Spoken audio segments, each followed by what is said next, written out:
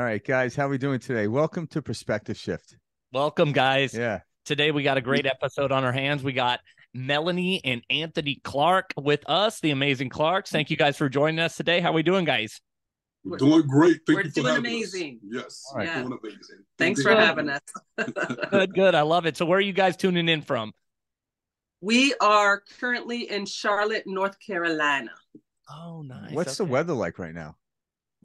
You know, it's kind of cool, but not cold, not hot. We're kind of in between right now. And it changes daily. Yeah. The other day it was 70, then the next day it was 43. So we just go with the flow.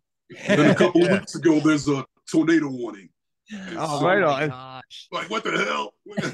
What is this? That's one thing I've never experienced was a tornado. I've done hurricanes and monsoons, but not a tornado. That would freak me out. No. See a little cloud, like, which way do you go, left or right? I don't know. And you know, the crazy thing about it was that all of a sudden, everybody's phone went off, and it's like, warning, there's a tornado coming your way. We're like, what the hell? They're like, go to your shelter. We're like, we don't have a shelter. What shelter? Like, what are we going to do? I was like, we're just going to ride it out. Let's cuddle. Let's just Yeah. cuddle. That's all you can do. Right? So a little background for the listeners at home. Everybody knows here on Perspective Shift that we've got a social media manager. Her name's Kayla. We've had her on the show.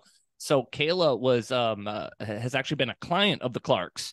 And so Kayla, she from Love Coach Kayla, she actually asked us, about having the Clarks on the show. And we said, absolutely, let's set something up. So that's just a little background for our listeners. But yes, our social media manager is the one who's actually, undergone coaching and has gone to your guys' actual academy and graduated from that. So we thought that was a cool little starting point to kind of explain to listeners at home, give them a little bit of a familiar situation of how we got you guys on the show. One thing Kayla mentioned was that when she was working with you guys, you were in, was it Long Beach, California? Mm-hmm. Yes. Yeah. So what brought you guys to North Carolina? Interesting. What brought us to North Carolina, first of all, my mother lives here in North Carolina. My family. Originally, we're from Brooklyn, but then they transplanted to Charlotte, North Carolina. And I went to California as soon as I turned 17. Okay. And I started a new life there. And so I met Melanie. So I'm going to make a long story short. Might be too late. So we're looking at semi-retired. Okay. And I was drawn to Ghana in Africa. Okay. And so we went to Ghana to visit and we fell in love with it.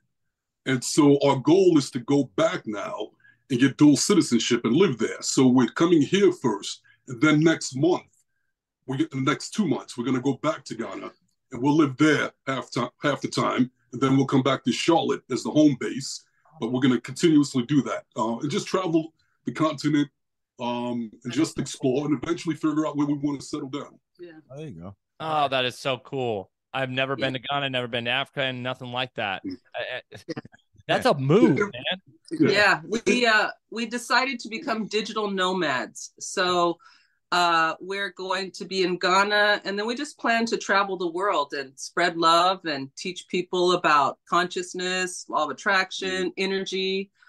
So Spirit is just telling us, go out into the world. So we're going. We sold everything in California, and then what we kept, we brought here to Charlotte to my mother-in-law's, and we're kind of just chilling for a little bit. Then we're going to head out. Right. And because of our business, the way it's set up, everything is mostly online. So we can coach anywhere around the globe. And that's the beauty of doing the work that we do.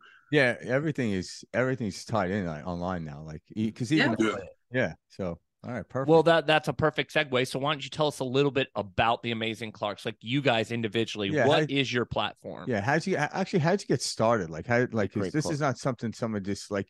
You don't find out in school about this stuff. Yeah. Like, I want to be a doctor when I get older. This is not that. Before we coach people on consciousness. In the future, 22 years ago when no one was talking about it, right? Yeah. We got started in coaching. First of all, I went through a divorce when I was in my early 20s. All right. And once I went through that divorce, basically what happened was I married my college girlfriend, sweetheart. I wouldn't even say sweetheart. She's my girlfriend. Okay. And we kept going back and forth, break up, make up, break up, make up. And she got pregnant. Okay. With twin boys. Yep. And at the time, I had an opportunity to play pro baseball with the Brewers, to play AA baseball, and to play pro basketball in Peru. Okay. But when the twins came, I had to be present, and so I couldn't attend camp. So I'm going to fast forward this. The twins were born, but they ended up not being mine. Oh, shit. Right. I gave up the career. I gave up, I was in my early 20s, hit rock bottom, wanted to kill myself at different points. It was like my whole world collapsed. At that point, I always knew that the woman for me was out there. I could always feel it since I was a little kid. And since I was a little kid, I always had this dream or this vision that one day I would grow up, I would find the love of my life. We would have this amazing love affair, and then we would turn around and teach the rest of the world how to have it too. And the reason I was so inspired by that was because growing up in Brooklyn, I was around so many broken relationships that it really bothered me as a kid. I was only like 7 years old, but I could see it. I was very in tune, very connected to spirit, even at 7. Yeah. And so after the divorce and I lost the kids, I could still feel that woman out there. Yeah. And I realized that I had a second opportunity at life. It was a curse, but I could use it as a blessing. So at that point, I realized I got to get my shit together.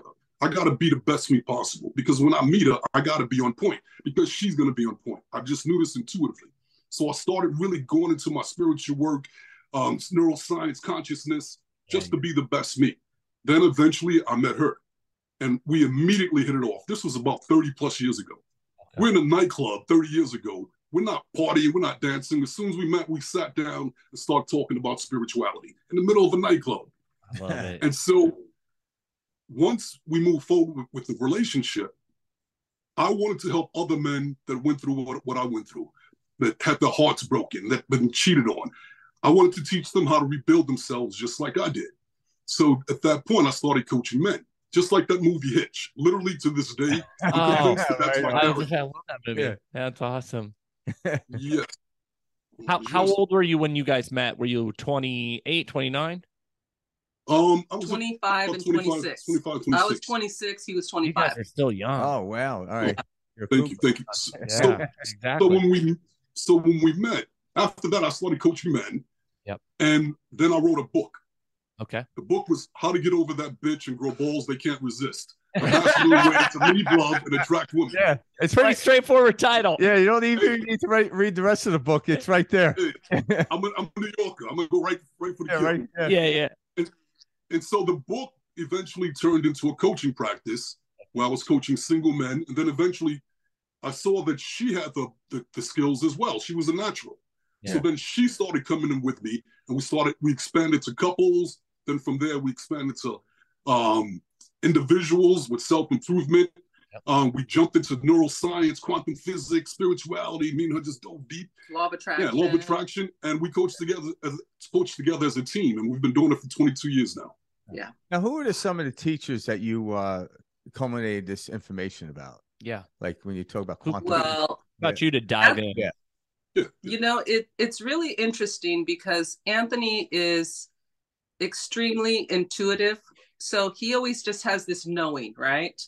And then I'm the one who's like, I want to read everybody's book. Like, I love study. So I'm more of the one that goes after reading the book. So we started off with the basics. You know, remember, we started like 22 years ago. So it was Dr. Wayne Dyer, Louise Hay. It was like all the oldies, but the goodies, right?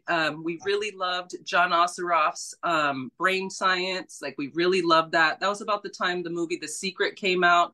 So all the teachers from The Secret, we've spent some time with Lisa Nichols. We really like Lisa Nichols, but we just have liked Neville Goddard. Like, we were listening and reading Neville Goddard, like, 10, 15 years ago, because we got really, really interested in the spirit and the science of energy. Because when The Secret came out, it was like, just think positive, right? And everybody was like, what? That's woo-woo and Pollyanna stuff.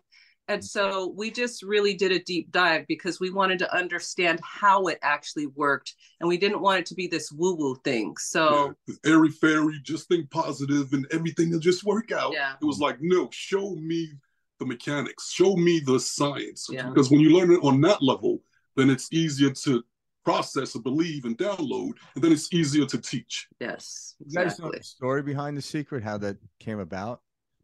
Do we know? Yeah. Do you yeah, ever...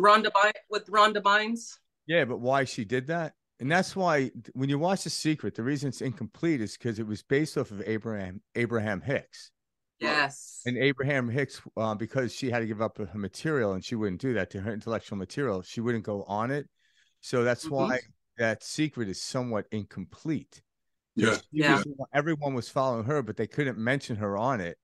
And so it was a big sensation, but it was more, like you said, woo, where if obviously someone like Abraham Hicks gets into the physics of it, not the philosophy. Yeah.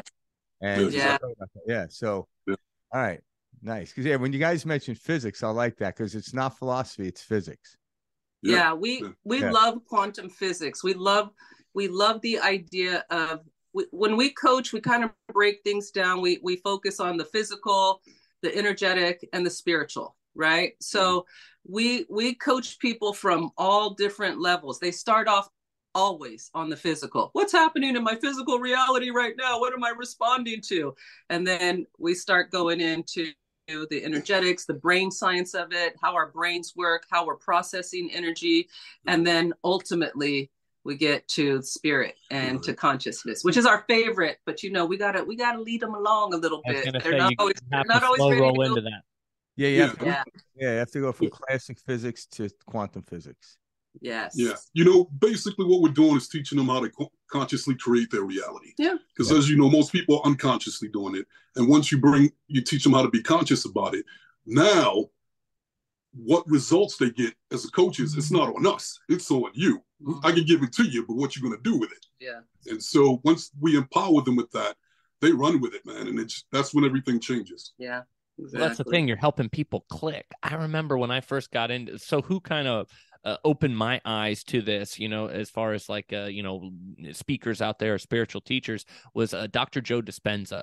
And I like to bring him up because, man, he nails the analytical thinking mind 3D way to break into this. And he's my brain guy. Yeah, he was so, I've never heard it explained this way. And it just clicked for me. And I was like, I get this, because you can't just start with like, an outfit like a Bashar or these different people who are channeling and doing different stuff, because you're too stuck in this thinking mind where you're like, oh, that's just BS, or oh, woo woo, or all this type of stuff. You need to see kind of like the facts, if you will, in order for your brain to even let you kind of take those next steps. Like, okay, there's something here, and then you kind of tiptoe further and further. And so that kind of opened my eyes, I agree. Once you learn the facts and the science, it makes it more tangible. It does. What we've noticed is, and because we coach with a lot of couples, the women can connect with the spiritual woo-woo part pretty easily. But the men, as soon as we start teaching them the science and we start breaking, the men are like, okay, I'm in. Yeah. And that's been really helpful for us in couples coaching, because a lot of times the men don't want to do it. They're like, oh man, we're going to go in here and just swim around in emotions and I'm going to get beat up by these people. But once we get into the science, they're like, okay, I'm all about this. I want more of it. So we love teaching the science. See, that's really cool. So bringing up the couple coaching aspect real fast, it's probably pretty funny because eventually they kind of realize like, oh, this is my fault, each one of them individually, like, oh, this isn't my partner's problem. I've been participating, creating, projecting, and creating this, idea of my partner. Yes. Well, the way that we coach, we always coach from the perspective of, we're not fixing each other. We're teaching you how to work on your own energy, your own perspective. You shift yourself individually, then you guys will be good together. So it's not about your partner. The coaching is really about you individually. So when we start, we do 2 sessions together so that we can teach them the brain science, the energy work, and then we separate them, and then we do a deep dive on them individually. It's their responsibility to shift their own energy and their own mindset. It's not about the blame game and they're doing this and they're doing that kind of thing. That is such a great approach. Yeah, and they're shocked when they first hear that, but then actually they like it because they realize that they have control. It's giving them their power back. Yeah, absolutely. And I explained to them like for example, I love Melanie to death. We've been together 30 plus years, still passionately in love. But this woman does not complete me, nor is it possible for her to complete me. It's my job to complete me. And so in the marriage, what makes it work is that I'm over here being the best me possible, taking responsibility for my outcomes and my life and my happiness. And she's over there filling her own void, doing the same thing. Yes. Then when you get two people together that are self-fulfilled, it's so much easier to build a great relationship on top of that. But before that, it's like, I'm not fulfilled. I have this void inside of me. You need to do this to give me the illusion that my void is being filled. And you need to act like this. And they could never do that. And it's wrong to give them that job anyway, because they'll always disappoint you. That's why it's called self-fulfillment, not someone else fulfill me, self-fulfillment. Yeah. Very well said. Because I think, and most people, even outside relationship, everyone's looking for the outside world to change in order to be happy, rather than happiness being the frequency in which we actually all come from. And then it's paradoxical in the way we were taught. One day it won't be paradoxical because we'll learn from that perspective. But right now it's a paradox because it's the other way around. Yeah, we always tell people if you don't go within, you will go without. Mm-hmm. Absolutely, yeah. That's But yeah, people who go to these conventional, counseling or stuff like that, you always see these like in media and everything like that. This idea that, I got to go to this so my partner can see how wrong he or she is, and how right I am. That's how media and television and movies portray, these type of experiences in counseling. And and so it's just so great to hear, you guys share this information, because this is what people need to hear. Like, hey, look, this is a do-it-yourself thing, guys. We're not here to, vomit all over our partner, expect our partner to make us happy. We've just been taught so backwards in Western culture that it's like, and we see it everywhere. We're pummeled with it in our television shows, the media, just movies. It's pretended like it's normal, this is how a relationship is. And that's totally Yeah, well, it has been normal because people are modeling what they see and what they hear. They're taking in information, and once it's their belief, then they are going to attract evidence of that belief. So it's shifting now, and that's why we teach it the way that we teach it. We know it's coming from within. And what I find fascinating is everyone comes for the love, right? Well, how can you love someone if you're in an adversarial relationship with them and you're protecting yourself from them and all your thoughts about them are they're coming for me? And so if you don't love yourself and you don't know who you are and how you operate, how are you going to get the best outcomes? Which is why we teach the science, because people don't even know how their own brains work. Like you mentioned, Dr. Joe Dispenza, he teaches us how we actually operate. People know more about computers and planning a vacation than they know about themselves. And once they learn about themselves, it's like they're working with power, right? They're trying to steer themselves in life without a steering wheel.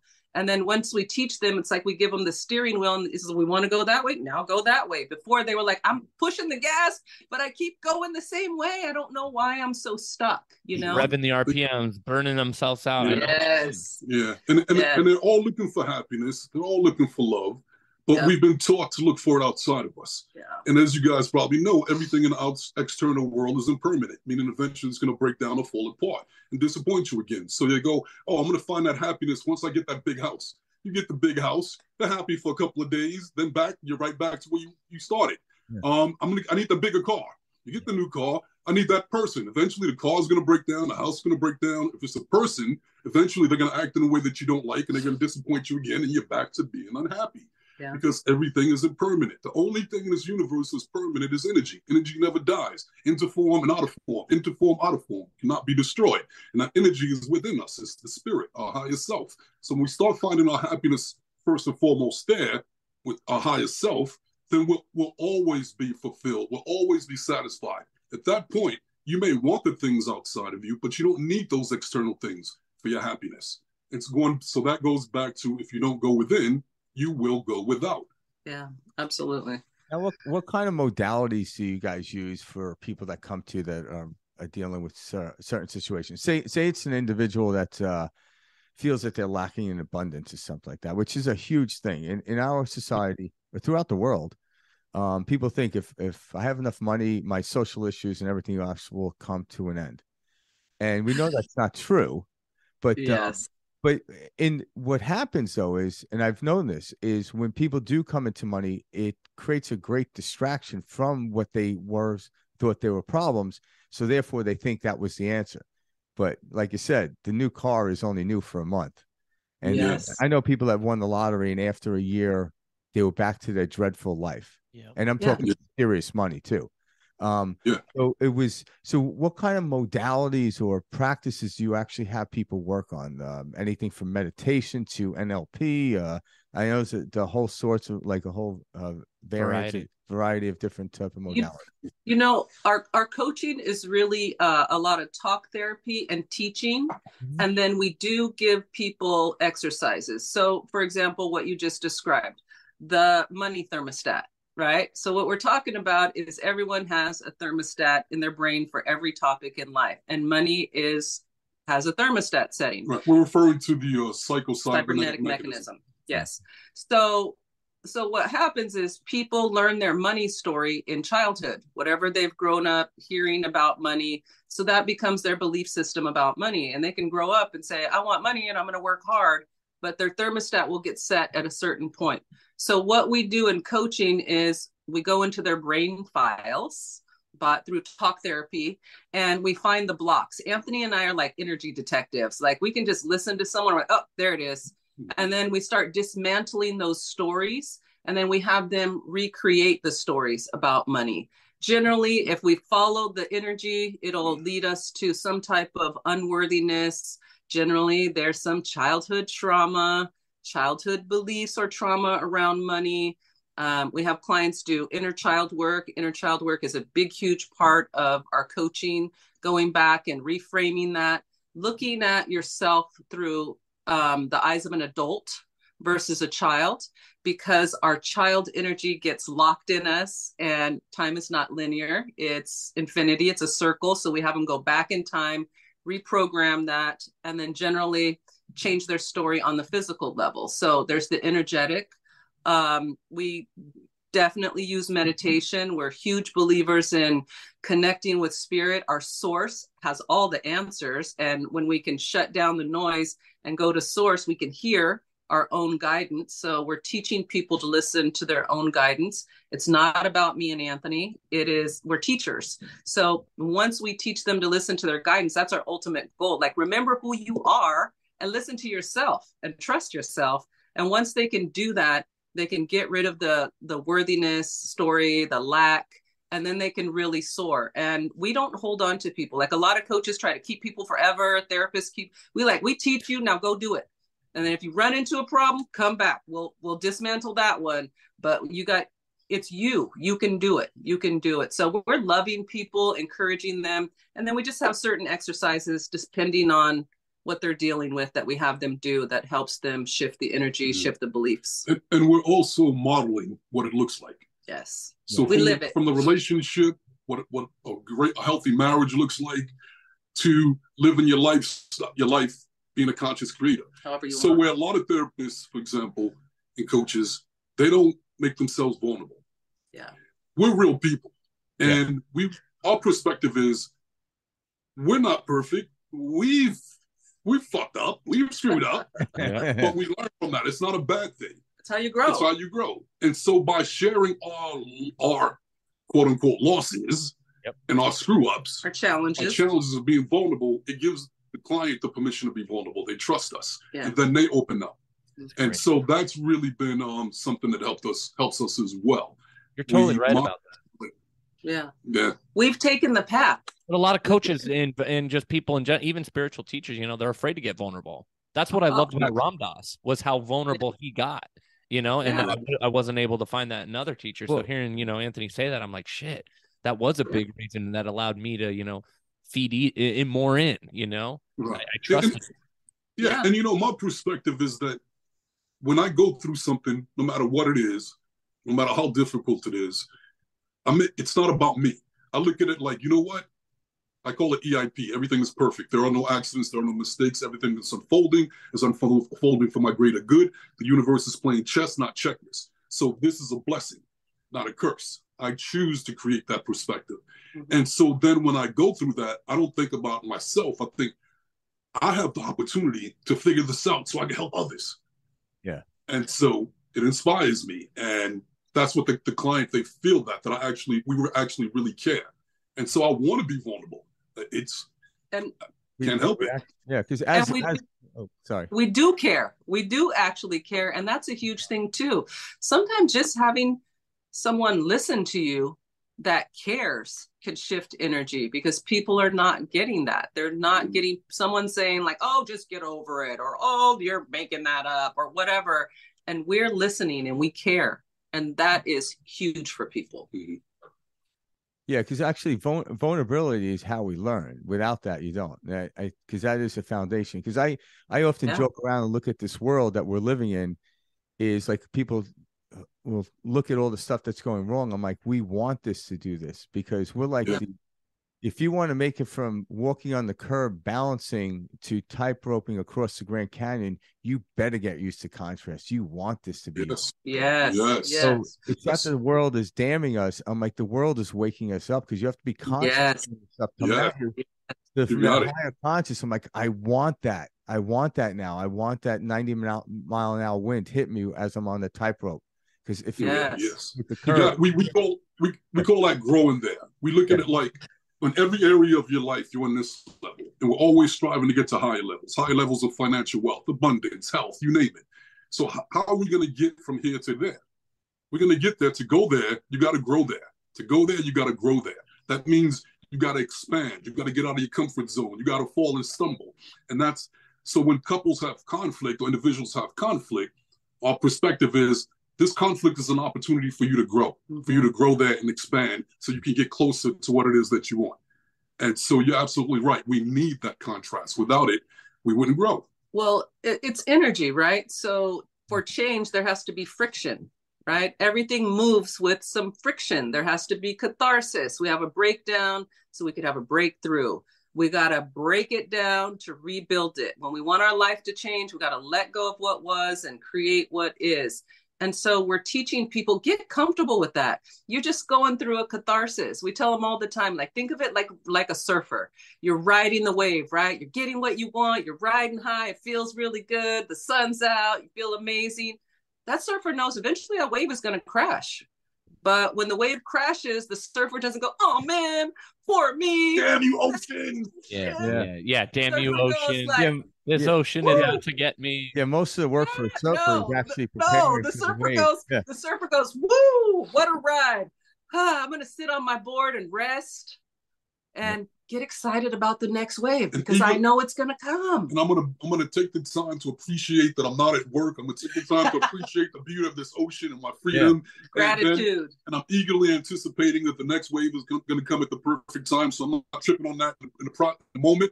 I'm just going to feel good and appreciate. Well, then the next wave comes and off you go. Yeah. Because the surfer doesn't create the wave. It just witnesses the wave, prepares for it. Yes. It's the wave. And that's what happens. Yeah. Because it's a beautiful analogy there. Thank you, guys. I would love to hear more about, are you guys still actively doing the Law of Attraction Academy that you guys have, the Law of Attraction Coaching Academy? Can we talk about that for a little bit? Yeah. Sure. Absolutely. Tell us a little bit how you guys started that, what's it called, how people, can get involved, all that good stuff. Okay. All right. Actually, that's a really interesting, funny story. Nice. We, years back, Dr. Drew Binsky was doing a TV show called Dr. Life Drew, Changers. right? Mm-hmm. Yeah, Dr. Drew. And the show was called Life Changers. And what he did is he picked the best experts in their fields from around the world to be on his team of experts. And so we were referred out of just tons of coaches and therapists. And they took us through a process, a filtering process. And at the end, we were the ones that they chose for the relationship coaches. For the show. And life coaches for the show. And they told us, but we want you guys to get credentials. Okay. We want you guys to get certified. And we had already built a successful practice. We were probably 10 years in, and we had a great international practice. And we were like, why the hell are we going to go learn something else someone else is doing? We know what we're doing is killing the game. You want us to go. So at first, my ego kicked in, our egos. Right. But then we know how to check the ego. And it was like, you know what? I'm aware of this. It's an opportunity. So we took this 3-day course in Southern Cal. And it was one of the prestigious certification courses. Yeah. And we paid about 3-4 G's for 3 days. And when we got into the class, the instructor immediately tapped into to us and realized, like, oh, wait a minute, these guys have experience. And she kept coming at us with questions. We were answering it.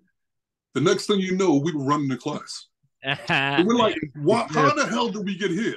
How are we paying to run the class? We want to be students. And at one point, the instructor came back and she went to lunch and came back buzzed.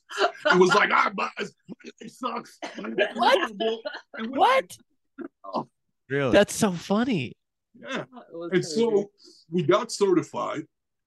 But during the class, we felt like, oh my God, we know how important that this training is for these people, and they got nothing. If we want to do what they were teaching, it would destroy our practice, literally. Yeah. And so people started coming up to us afterwards and were like, hey, we love what you guys were saying. We like what you said. We don't want to hear. Can you teach a class? If you start a class, we'll fly back into town and we'll take it. So we thought about it and was like, you know what? We can help them. But here's the catch. What they did in 3 days, which was full of fluff, we can cut out the fluff and deliver results in 1 day, in 8 hours. Just bombard them and give them the tools, show them how to create a reality. And now it's up to them to go practice. And we're not responsible for how much they practice. Some coaches get it right away.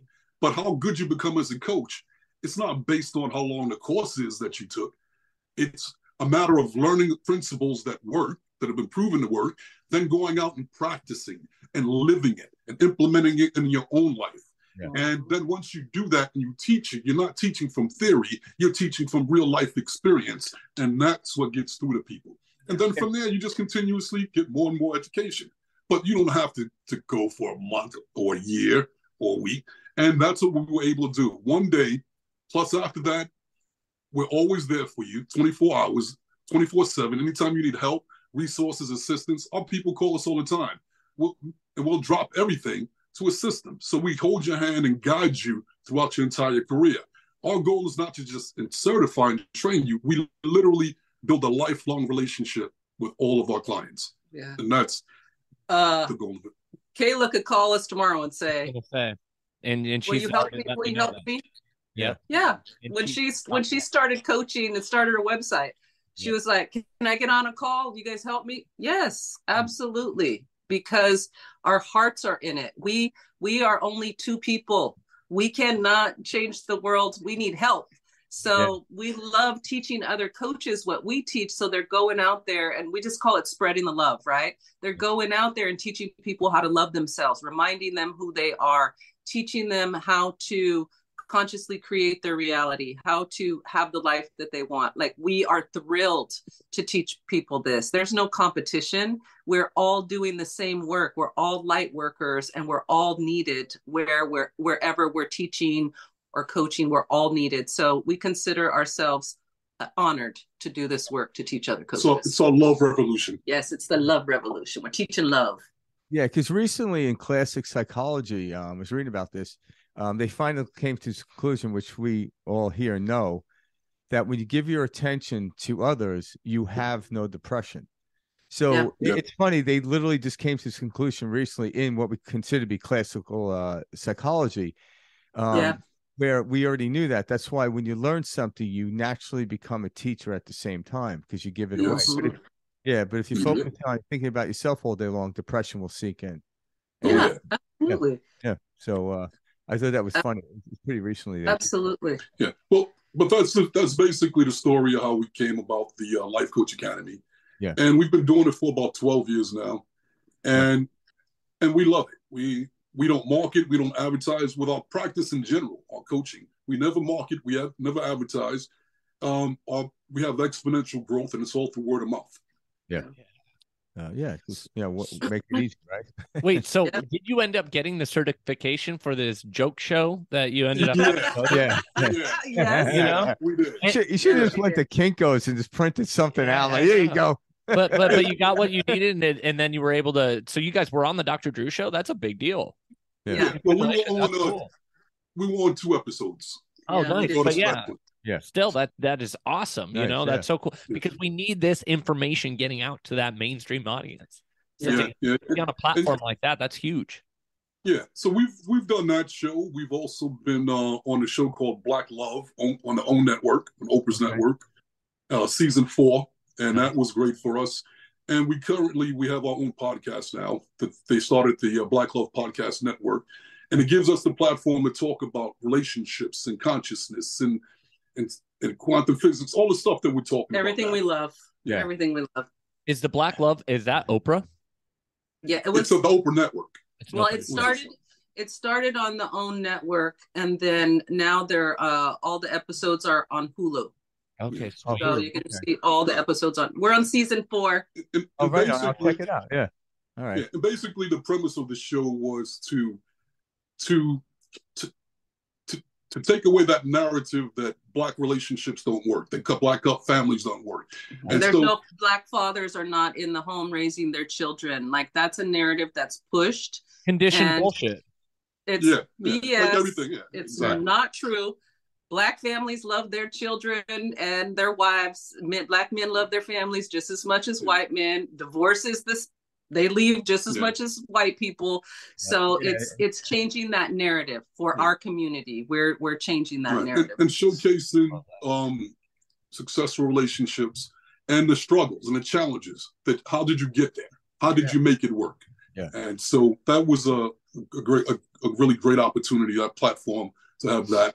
And like we said, we're on season 4, multiple episodes. Yeah.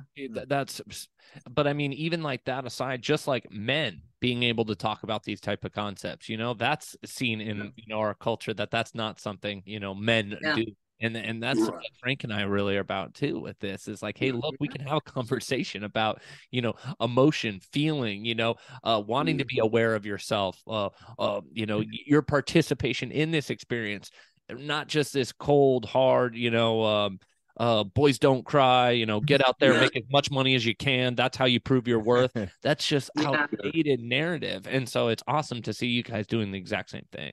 Right. Yeah. And it's good to see you guys doing that too, because men can't hear that message from just any guy. Yeah. It takes a certain type of guy. It's a guy that they're like, okay, that's a guy that I would love to hang out with. That's a man. So if he can do that, I didn't know we could do that. Okay, he's giving me permission that it's okay. I never knew that it was okay. Anthony, you were speaking my language, my friend. That's how I got introduced to these concepts, was through Frank.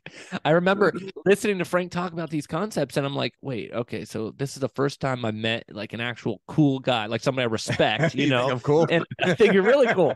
And I was like, there's something here. Before it's always some like weird, dude, where I'm like, dude, you need consciousness. You can find no other way to, experience life, blah, blah, blah. Yeah. Like, this was the first time I like connect with somebody. I was like, no, like Frank's known my family for 10 years, all this. And so like, I know exactly what you're saying. It does take a certain type of individual. It's somebody where you're like, no, this person's not full of shit. There's something here. This person's cool. This person, they're successful. They're whatever. But if it allows you to buy in, you know what I mean? Yeah. So I know exactly. It's the alpha effect. It's the alpha male thing. I was gonna say it's that masculinity, right? Like men are drawn to masculinity because that's all the programming. Like, be the man, right? Exactly. So when someone masculine is teaching something you haven't learned before, you definitely feel drawn to it, right? Anthony and I have been having, it's so interesting we're talking about this. We've been having discussions about just how opposing male and female programming are in our society, right? So all the male programming is like, be tough, get as many women as you can, love them and leave them. Yep. And, when you're ready, you might want to get married and have a family, but really in the beginning, it's like, go after it, get as much as you can. And then women's programming is they want to take your vagina. Yes. You got to protect it. Exactly. Don't let them get you. Yes. They're going to abuse you. Yeah. You're going to be labeled a bad girl. And then it's like, okay, now you're in a relationship. Get over it. Well, you're married now. Now have sex with men. Now want it. And it's just like everybody's just so confused because they don't get reprogramming once they're in a relationship. Our relationship programming is actually goes against each other. We are not programmed to pair up. Yeah, that when in childhood we're told to fear each other and watch out for each other, and that's not good. So we're starting to get it. That's division by design. Yeah, because instinctively, I think that's the world's coming to right now. Competition was never something that we should have been doing. No. Yeah, collaboration. So you look at men and women, all these, rich and poor, black and white. There was never a moment when it should have been competition, which is very interesting. No, it's the field of collaboration where everything expands. So the world right now is coming to the understanding, because obviously, I'm sure you guys getting a lot of clients now, and the reason you're getting a lot of clients is because people want to know what they instinctively know, but they don't know how. And confirmation. They want confirmation and help and guidance. Everyone knows what love is. Everyone knows what it feels like to be good because they know it, because they're not feeling it. Because if it wasn't love, if there wasn't happiness, you wouldn't be seeking it. Yes. You seek love. You can't seek happiness. You are it. You just have to unveil who we are. Yeah. And I could see the world waking up, and it's like people like you guys, the amazing Clarks. Exactly. We just in the background, just working, just doing it. You're holding the mirror up so they can see themselves where before they couldn't. You are see. the light. Yeah, I'm like, wow, okay, this is what's happening. Yeah. So people need very little encouragement now, and you guys are giving it to at an optimal level. Obviously, just listen to what you're talking about. I get everything you're saying. You're taking down to super nuts, and you're actually, you can tell you guys are very fun. Yeah, which is not like crazy. Okay, you must do this, like like a textbook, But that's important, It should be loose. It shouldn't be this structured uniform. Nope, it's got to be like this. And that's not how this thing shakes out. That's not how this game works. I agree. We tell people that everybody, it's like your fingerprint. Everybody's fingerprint is unique. And it's like when we come into this world, those that were here before us, they built this generic templates for how we should live our life. But we're unique beings, just like our fingerprint. So when we get here, they're like, welcome to the world, little one. We're excited to have you here. But don't worry, we figured out how you should live your life, how you should think, what you should do, and so they give us this generic template. And it's like a twister game. And they tell us, if you can fit into this template that we created for you, even though we don't give a damn about you or care about you or even know you, but if you fit into this template that we created for you, then you're a winner. We're going to celebrate you. We're going to build statues of you. We're going to praise you. But if you don't, we're going to ridicule you. We're going to humiliate you. And if you see other people that don't try to live up to this template, then you do the same to them. Judge them. So what we do is that we go, okay, so we try to fit into this template. And it's like Twister. And we're bending and contorting ourselves. It's like, this is uncomfortable. Oh, my God, this hurts. And then we go, I can't fit into it. Oh, my God, I'm not good enough. I'm not pretty enough. I'm not smart enough. We just turn on ourselves. But then the neighbors come by, and the neighbors like, how's it going? We're in the twist, we're all contorted, and they're contorted. We're like, oh, it's great over here. Like, oh, it's great over here. Liars. It's not for either one of you. Yep. And so the key is to go, you know what? Screw this template. I have my own template, my own unique template. And when I do use mine, it's easy. Things flow to me. I feel good about myself. But people are going to ridicule you. Oh, fucking what? Let them. Yeah. And then once you let go and do it your way, then you're going to find that that's where your power is at. If you do it correctly, we're not here to fit in. We're here to stand out. Stop trying to fit in. Yeah. And then people will judge you when you do it. But then while they're watching and they see your success, then they start thinking, oh, my God, I didn't know we could do that. And then they'll come to you, excuse me, can you show me how to do that? Yep. And that's what the coaching is about, modeling it. That's when they're ready to listen, when they're doing that. That's why when I consult people with this stuff too, and they try to explain to the family, I'm like, go forth and tell no one. Yep. Once they start to see your change, once they start to see your change, they're going to be like, then they'll ask the question. Then, but if you try to like, hey, I'm going to do this thing, they're like, you're out of your mind. They'll talk you out of it. Yeah. So you got to be, yeah. So go forth. When your change happens, people are going to notice. When people notice, they're going to want to know what was the secret. And the secret is, like you said, it's your own template. It's within you. There is don't talk about it, be about it. Yeah. The secret, there is no secret. So what's your guys' opinion, like just in general on this? So like the wave to the neighbor when you're playing Twister, hey, yeah, everything's great, right? That's gotten exponentially deeper, worse. I don't know the best word, but with social media. It get worse because they have to. So if you're playing Twister, someone's gonna give you a chiropractor. Yeah. Like, the problem is the twisting. The problem is I got to fix your back. You know, right? They keep adding more shit for you to do just to get on the Twister board. And like, oh, why am I on this Twister board in the first place? Like, I don't feel like a pretzel. Why I'm all bent up and enjoying my life. You just need to talk to this person. You just need to do this. That's all that's needed. You know, we're throwing in layering that, makes Twister seem normal. And then on top of that, we've got social media that everybody's living on and trying to, even fake more, and put a smile on while we're still all twisted. How do you kind of deal with that with your clients? Because, I mean, now more than ever, people want to have this image, of everything's just great. I'm living my best life online. And then in reality, they're twisted up as a pretzel. Yeah. Well, first of all, we're honest. And we tell them everything on social media is fake for the most part. They're only showing you what they want to show you. And it goes back to what we were talking about earlier. You have to have contrast in life or you are not moving forward. So if you think that you are supposed to feel good and everything is supposed to be good all of the time, then you are going to get depressed. You have to recognize that even EIP, everything is perfect. There's perfection in contrast. There's perfection in friction. There's perfection in things breaking down, falling apart, death. I mean, we do coaching on death. We are energy. Energy never dies. It goes into form and out of form. Learn to understand yourself and make peace with your individual, unique path. Part of one of the reasons we don't do a huge amount of marketing. In marketing, people want you to lay out what you're going to do in coaching. How can we lay out what we're going to do in coaching when you're a unique individual with a unique story that we have to tap into to guide you? Our coaching is not a cookie cutter program that everybody's just going to follow. You get what I'm saying? So we really focus people on their inner being, on their spirit. What is your purpose? What did you come to do? Get out of all this BS trying to be like everyone else. That is not where your power is. Your power is in your individuality and you listening to that inner voice that's telling you what you came for.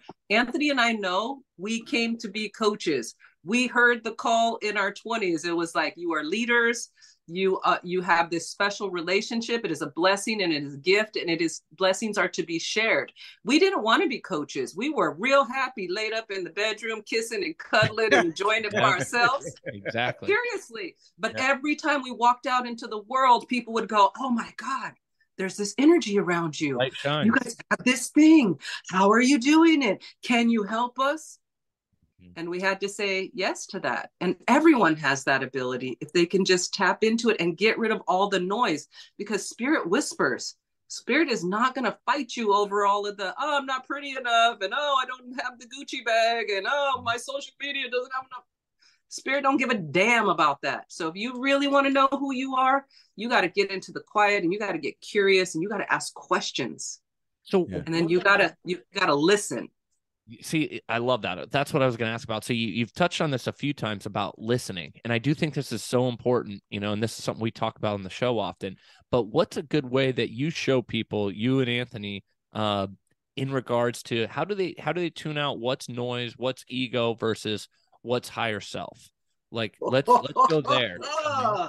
That's a good question. I can't wait to answer. Go back. Yeah, I'll answer the first part. Ego part. Okay. Well, one of the main things that we do is teach people how to get in alignment and take responsibility for their alignment. And a lot of people have different perspectives on what alignment means. So our perspective on what alignment means is that we're connected to our higher self. Our higher self is the creator of everything in this universe. You could call it God, whatever name you want to give it. But it is the creator of everything in this universe, and it knows what it is. And we are part of that. And so our higher self knows that it is everything that is because of it. So it looks at everything in every moment and every experience through the eyes of love, abundance, and appreciation. And so when we look at things through the eyes of love, abundance, and appreciation, it feels amazing. When other people look at us through the eyes of love, abundance, and appreciation, it feels incredible. And the reason that it feels incredible is because that's our higher self letting us know that right now your perspective on this subject matches the perspective of your higher self. You are in alignment. When you're in alignment, you feel amazing. Your intuition's off the hook. Everywhere you go, people are attracted to you. Things work out. You manifest because you are in alignment with your higher self, with higher consciousness, the universe. Now, let's flip that. Whenever we look at things through the eyes of fear, doubt, shame, guilt, frustration, judgment, any of those things, it feels horrible. And whenever other people look at us through those eyes, it feels horrible. And the reason it feels horrible, first of all, the discomfort, is our higher self getting our attention. Not to punish us, but to get our attention. To go, hey, pay attention. Yep. And then when we pay attention, it's trying to let us know, I'm trying to lead you to everything it is that you want. But you've deviated off the highlighted route. Right now, your perspective on this subject does not match the perspective of your higher self. You are out of alignment. So get back in alignment. When you're out of alignment, you have to work really hard to make just a little bit of progress. You feel hopeless. You feel frustrated. People repel by you. You repel yourself. That you struggle because you can't hear your higher self. You've lost that connection. So it's like your higher self is trying to guide you and trying to talk to you, but it's like, hey, you need to. Can you hear me? Yeah. I'm trying to. Yep. So you're driving through the mountain range with the GPS. Yes. You lose your signal. Lose your signal. So how do you get back in alignment? You get back in alignment with gratitude and appreciation. I am where I am, and that's okay. I'm grateful for this. Yes, I broke my arm, but this other arm is great, and my legs are great. Yeah. And as soon as you do that, you're thinking like your higher self. You start to turn in the right direction again and get back on a highlighted route. You feel relief. And the more you do that, you feel more relief. And then more relief until you feel great until you're back in alignment again. So we teach people that you are responsible for your alignment. No one can take you out of alignment. They can give you the invitation, but you can take it, say yes or no. But no one does it but you. So once you take responsibility for your alignment, that's a game changer. So that's with that, but then we kick in the ego. Yes. I love ego work. This is part of what we do in our coaching. Love it, love it, love it. Yeah. So we teach people that we don't want to kill the ego. Like a lot of people are like, I want to get rid of my ego. No, it's a part of you and you are perfection. So you actually need to learn to love your ego and get it under control. You don't let your ego control you. Your ego is there for you to utilize, not for it to take over. So the ego develops about 2 years old. You'll see children, their babies are pure positive energy, spirit, just yummy. And then about 2, they start going, no, me, mine. That's because they become aware of separation. They recognize that they're their own being. So now the ego starts to come in as the protector, right? Like that's yours. You're separate. You got to watch out for yourself. And then as we grow up, the ego gets bigger and bigger and bigger. And children's brains are not completely developed till 25. So the part of the brain that discerns is not there. So everything that comes at children, they take personally. It's like, oh, you're upset because I'm bad. Oh, you're having a bad day because I'm bad. So then now all that progress, so the ego comes in and starts being like, well, you're bad. You better be good. And then in the teenage years, it's like, you're not bad. They're against you. Yeah. And so people grew up with all of these thoughts and these beliefs about themselves and other people because the ego is trying to protect them. So what we do, I love this. We teach people to separate themselves from the ego so that they could see it, because most people do not know when they're in ego. And if you even say the word ego, the ego's like, I have an ego. Yeah. So, there's the ego. Yeah, right. Yeah. Just was talking to it, but all right. Yeah. And the ego has been running this show for so long that they really start to believe that they are that's who they are. Yeah. It's like a mask that at first it was over here, but then the more power you gave it, eventually, boop. And so you're wearing it now. You think this is who I am. So life is filtered through the ego. So by separating it, and the way that we separate it is we give it a name. So I'm Melanie. I have an ego, and her name's Mallory. I'm Anthony. Mine is Antoine. Right. So when Mallory shows up, mine's Francois. I know when Mallory shows there you go. Yeah. Now I know, right? Like I know that's an aspect of myself, and I know her program. I grew up in foster care. I was not taken care of. So Mallory wants to protect me, but Mallory's way of protecting me is she wants me to work my ass off. You need to work harder. You do more. You got to get it done. You got to prove yourself. So sometimes I have to be like, yo, Mallory, I need you to like chill out. And I always give her a time limit, because if you don't give your ego a time limit when you're asking it to do something, it'll go into obsession. Well, when? Well, when are we going to do it? When is that going to happen? How is it going to happen? So I just tell her, Mallory, I need you to chill out for 24 hours. I've done enough for today. I'm going to relax. I'm going to enjoy my life. I'll call you back when I need you. If I need to kick some ass, I need to get some shit done. You're my girl. That's what you're for. I'll come and get you. But right now, I'm trying to love. I'm trying to connect. I'm trying to be vulnerable. I don't need you in the way. And the more that you build this relationship with your ego and you let your ego know, like, I love you and I appreciate you and I do need you for certain things, but you do not run my life. I utilize you when I need to utilize you. I allow spirit to run my life. I allow alignment to run my life. Now, when I can move her over, I can hear my guidance, because she's not in my ear like, look what they're doing to you. What a jerk, judging everything and ripping everything apart, because that becomes the obsessive thinking. Does that make sense? Yeah. But the cool thing about that too is that when you give it a name, then you're able to look at yourself with more awareness. Yes. And with not, I don't want to look. When you go, okay, oh, that's my ego. That's not me. Now I'm kind of feel off the hook. Like, okay, I'm off the hook. Right? So now it's like when something happens, when you give your ego a name, then you can identify, like, I realize this is Antoine right now. I'm in that egoic state. Antoine is here. How do I know that? Because of my thoughts. Because of my perspective. It's not in alignment. Yes. And so then I go, Antoine, and it's like he slides over. And it's like, okay, buddy, I caught you. You're slick. I got you. Back off. I got this from here. But your ego knows you better than anybody else in the world. So it's always constantly trying to find another way in. And when you least expect it, you're back in that state. It's like when you're drinking wine and you're watching TV at night, you try to stay awake. You're like, oh, I'm staying awake. And then what? And then you keep catching yourself like, my God, I didn't even realize I was back in that. I was dozing off again. The ego sneaks up on you just that smoothly. And so by giving it a name and identify it, you can separate it. And then when we talk to couples about, their relationship issues, they'll fess up much faster. Like, yeah, that was Antoine. Yeah, Antoine was up. I know, I'm gonna keep an eye on him. But I like the space and the detachment that it creates, like to laugh like that, like you just did, like, oh, that was just Antoine. That space alone allows you to detach from it, so it's not so real. It's not so in your face. It's not so. You don't got to beat yourself up. Yeah, and I love that, guy. Instinctively, every human being knows this. Like when you go onto a movie set, you have the ego is the main actor. Well, the director will direct it. But if the ego thinks like, hey, why is this actor over here doing this? And the director's like, cut, let's take 5. All right, what's going on here? Yeah.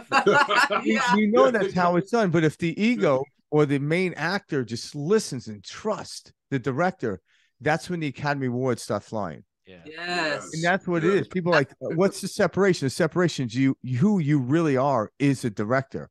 But yet, into this 3-dimensional world, you need a character called your ego.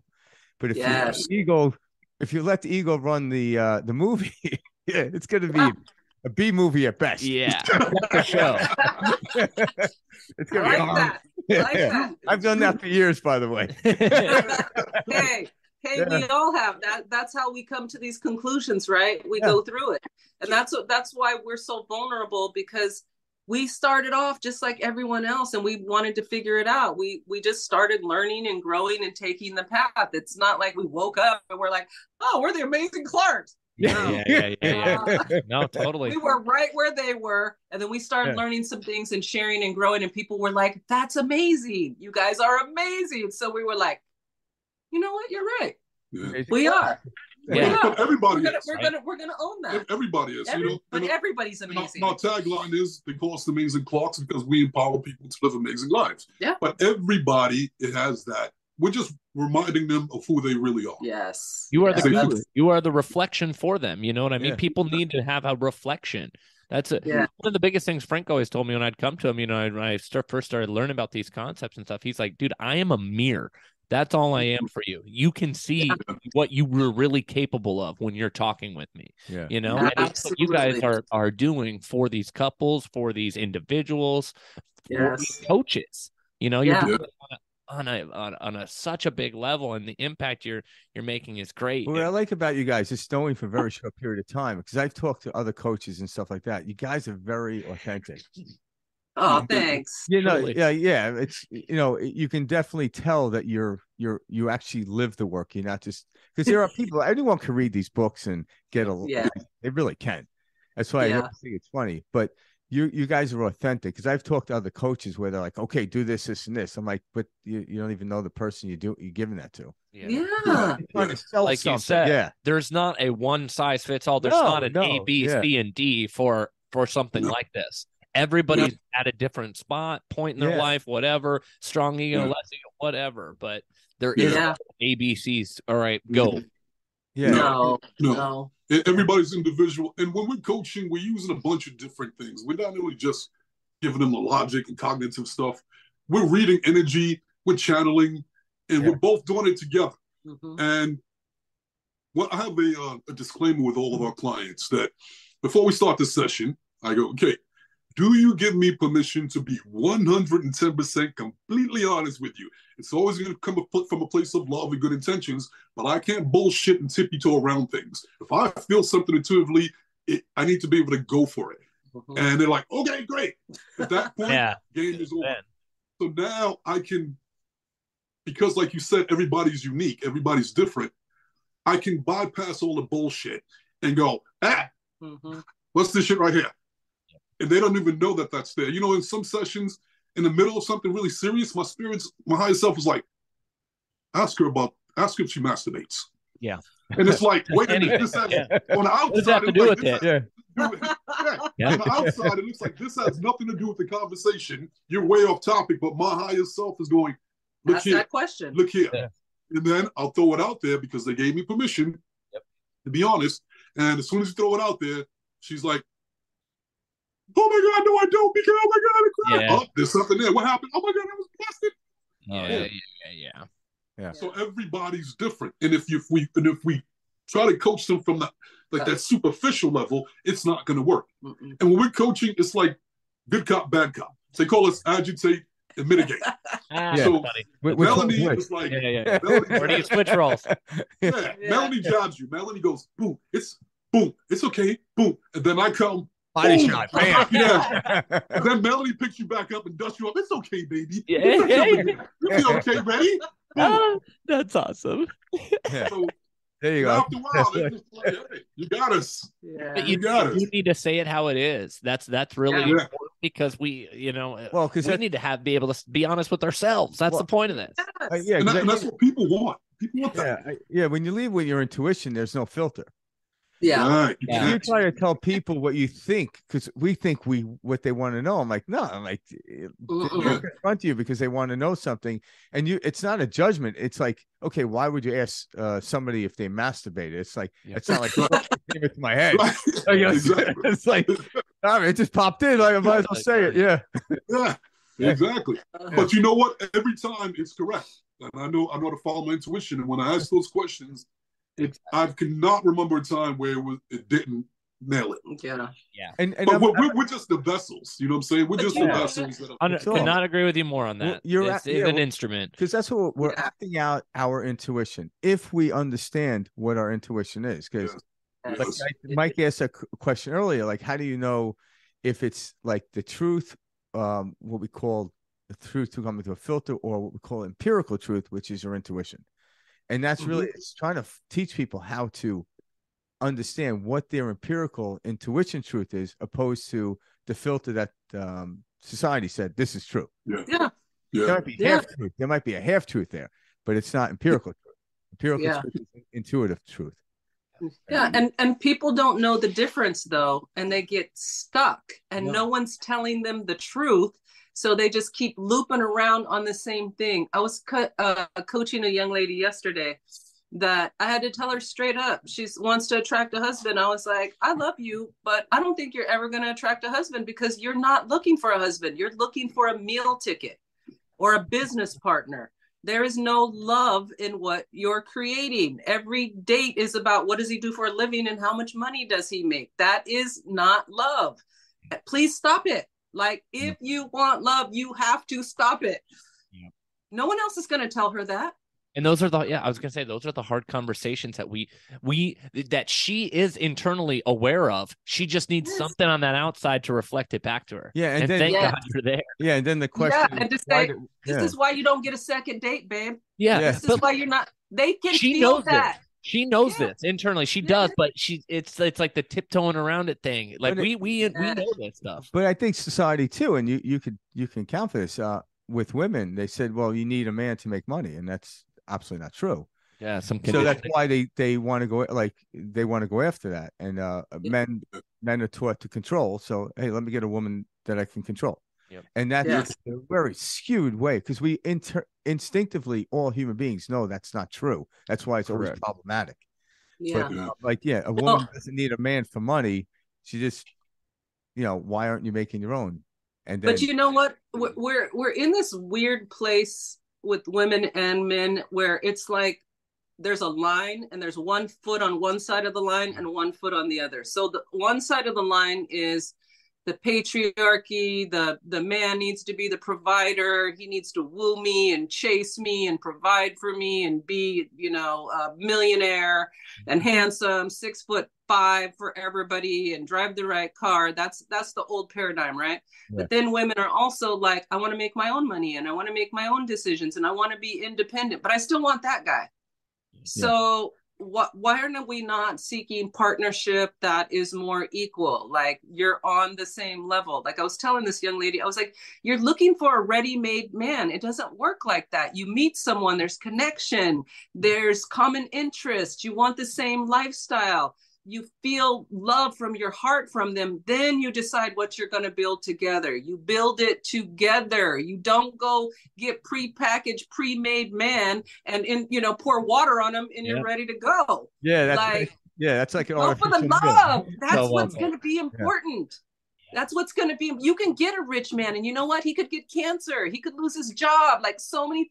Like, that's not the goal. The goal is heartfelt love, connection. Then you build on top of that. I told her, you're literally doing it backwards. You're literally doing it backwards. Yeah. Go for love, connection. But it goes back to what I was saying with clients, that with most people in the world, when I look at the world, it's like, what is one of the main issues? They're not going within. But they're starting to get shook up enough to go, what's outside is bullshit. I'm not buying into that anymore. Something's off. Yep. But they just don't know where to go. But once you start to point them in the direction of going within, then it starts to make sense. Then they start to wake up that inner consciousness, that spirit, and then they tap in. We have so many clients that are billionaires. Yeah. They have everything. The most miserable people in the world. They thought, once I get that, it's going to make it. And like there's the saying that once success, what it does is just gives you more of what you already are. Mm-hmm. Yeah. And so if you're screwed up and you think that money's going to change it, no, it's just going to take that screw up to another level. And it's going to make things worse. So it really is about that, building that connection with yourself. Mm-hmm. Nothing's going to really change until you do that. I love that you bring that up, Anthony. And the reason being is I always tell people, like, how we're taught, and the reason we feel so out of balance as a society, why we're so depressed, why everything, doesn't work out and all this, is we are taught that only a material world exists, that there is nothing else outside of us but a material world. And so there's a whole other half of our being that is not talked about, that is not mentioned, that we don't learn about until much later in life when we start having these types of conversations. And that's where people have to kind of like start to put the pieces together of going, oh my God, there's this whole other half of me that I've never known about, never talked about, never, become comfortable with. And so like, that's where it starts, Yes. And it's the illusion that they get fooled into thinking that the outside world is it, but the scene is created by the unseen. The scene is the effect. It's the cause. Focus on the cause. That's where everything's at. And you can't see the cause because it's within. Yes. And so stop chasing the effects. The effects are illusions. You're chasing echoes. You'll never get what you want by chasing that. I don't know if you guys saw this, but Jim Carrey talks about depression, and he talks about how people are getting depressed because they need deep rest. They are tired of the avatar that they created. Yeah, I've heard that one. And that's what's happening to people. It's come to us. They'll just sit down and they'll be like, I can't stop crying. I don't know why I can't stop crying. And it's like, you can't stop crying because you're having a spiritual awakening. Yes. Like you are tired of the bullshit. Yes. You are tired of playing this game, and your spirit is like, all right, we got to get the party started now. Yeah, we know there's something more out there. Break that shit down. It shouldn't be this hard. It down. Yeah, it can't be this hard. And that is our higher self breaking us through, saying, yo, I'm going to shake you until you just can't hang, until you wake up. Yeah. And that's why I look at the world as a Zen master. And in Zen Buddhism, the master will actually mess with this pupil. Oh, yeah. To get him in shape. And the world is our Zen master. Just it's like, okay, I get the story now. It's like, all right, I got it. And then once you do that, the master stops messing with you because it can't. Yeah. People are like, why is the world messing with me? I'm like, because it can. But why are you allowing it to mess with you? Yeah, it's the invitation. Yeah. So before we, it's interesting how like everything was backwards. So what we call classic physics came from Newton, Sir Isaac Newton, Newtonian physics. And probably right before the turn of the century, they just thought, okay, we're done with science. Like especially calculus came out, we don't need anything. And then a group of gentlemen came along, and then quantum physics came out. And actually, quantum physics allows you to understand classic physics. Classic physics does not let you understand quantum physics at all. So, and even one of the pioneers, like Einstein, said, imagination is far greater than knowledge. What is knowledge? Knowledge is history. Yeah. Knowledge is what happened yesterday. I can't take that into my unknown. So what created that? Well, the imagination. That's why it's far greater than knowledge. And people like, they want more knowledge. I'm like, no, what you want is more imagination, more of a field of energy in that. And you can create your own knowledge, but then that drifts. Anything that's true today won't be true tomorrow, or maybe the next. You know that on the surface of the outside world. Yes, sir. Yeah. Anthony has a great Anthony, share with them your imagination talk that you do with clients about imagination. Oh, so if you write down the word imagine right now, IMAGINE. What is that saying? I am a genie. Even though the words, the spelling isn't exact, what's the message behind that? Look at that. It's right there in front of us. And so that's what that imagination is. We can create anything that we want with this imagination. We are genies. But we don't know that we're genies. We don't know we have this amazing power. But it's right there. And this all comes from our imagination. Once we tap into that, we go to Planck scale, we can create anything from there. Yeah. And that's the thing is, we're always imagining, but most people are imagining the hell in which they're living in and reproducing. So people like, I need an imagination. I'm like, no, you have a great one. It's just great. And that's and making light of it is what helps people out. But it really is. We never stop imagining, but we keep imagining the hell in which we're in. And that's why we get it. So the physics is brilliant. The physics never fails. The law of attraction never fails anybody. You just make your worst nightmare. Yeah. And like you guys were talking earlier about like, how people get money. They have their money story, right? But if you really think about it, money comes from ideas. And if you want money, you got to be able to have an imagination, come up with an idea. but most people are actually too lazy to imagine. They would rather go out and do physical labor and work hard. They find that easier than imagining. When I want money, you know what I do? I meditate. I go to lunch. I go sit by the water. Yeah. Like the last thing I'm going to do is work hard, because working hard is going to take me away from ideas that are going to be abundant ideas. I can come up with an idea and be like, oh, let's teach this, or let's do this, or this concept. And it's like, boom. A lot of times we don't even have to come up with the idea, because we're just feeling so good. All of a sudden I'll start hearing ding, ding, ding, ding, ding. People are signing up for coaching. There's money dropping into our account, because money is energy. It's a frequency. If you get on that frequency, you'll attract the money. And that's where ideas are in our imagination. But most people, I don't know how many times I've heard this, like, it's really hard for me to focus on my thoughts. Yeah. Really? Like, it's a practice. Just it is. Step back, pay attention to what you're thinking about. It's life-changing to see what you're actually thinking about.